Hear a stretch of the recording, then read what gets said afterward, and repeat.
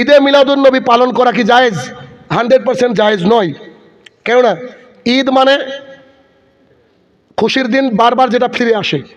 মিলাদ মানে জন্ম, উন্নবী মানে আল্লাহ রসুলের। আল্লাহ রসুল সাল্লাল্লাহু আলাইহি ওয়াসাল্লামের জন্মদিন যদি পালন করা জায়েজ হতো, আবু বকর কি ছেড়তো?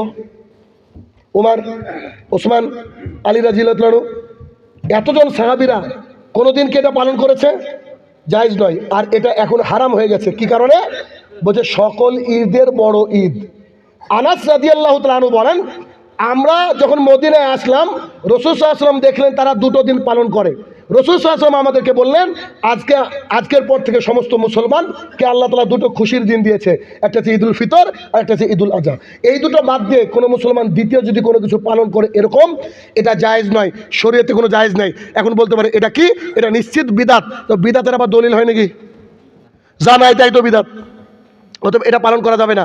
আর যদি আল্লাহ রাসূল সাল্লাল্লাহু আলাইহি ওয়াসাল্লামকে ভালোবাসতে হয়, তাহলে ভালোবাসতে হবে আল্লাহ তাআলা বলছেন ফাত্তাবিউনি, নবীকে অনুসরণ করো। ওই একদিন মাথায় ফেটা বেঁধে ডিজে বাজিয়ে আই লাভ মুহাম্মদ সাল্লাল্লাহু আলাইহি ওয়াসাল্লাম, সেদিন ফজরের আর খোঁজ নাই। ওই ভালোবাসার দরকার নাই।